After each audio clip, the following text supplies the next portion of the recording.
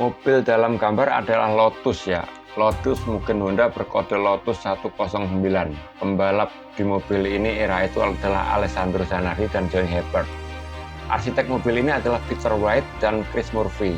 Sedangkan power unit menggunakan Mugen Honda berkode MF351HC 3500 cc yang menghasilkan tenaga 725 horsepower. Tunggu, bukannya Honda sudah mundur dari F1 di akhir musim 92 ya? Ya, tapi ini Mugen bos, bukan pure Honda ya. Dan statusnya pun Lotus sebagai tim konsumen. Honda dan Mugen bagaimanapun adalah dua bagian yang beda. Di berbagai artikel menyebut Mugen tak pernah dimiliki oleh Honda.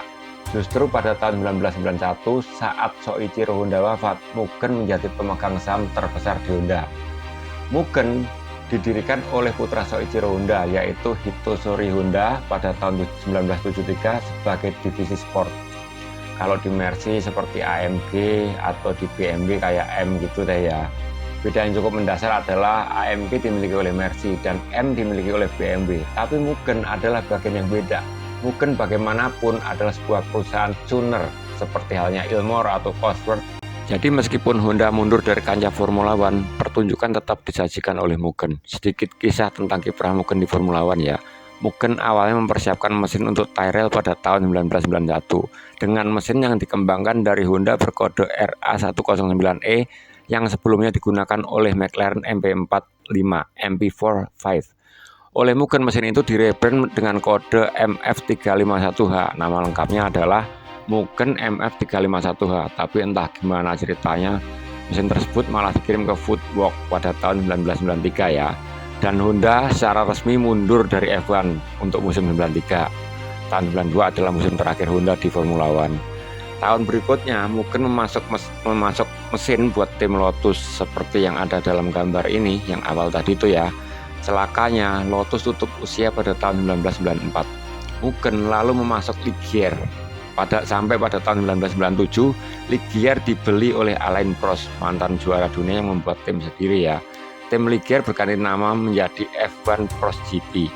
Prost tetap menggunakan mesin Mugen berkode MF301HC.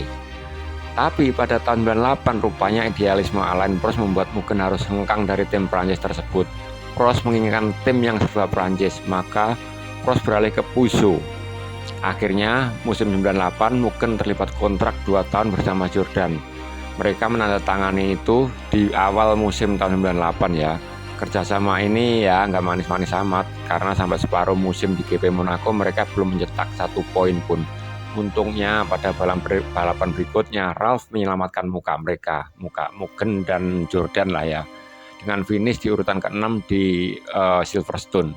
Pada balapan Italia Ralf lagi-lagi menyelamatkan muka mereka, kali ini finish ketiga.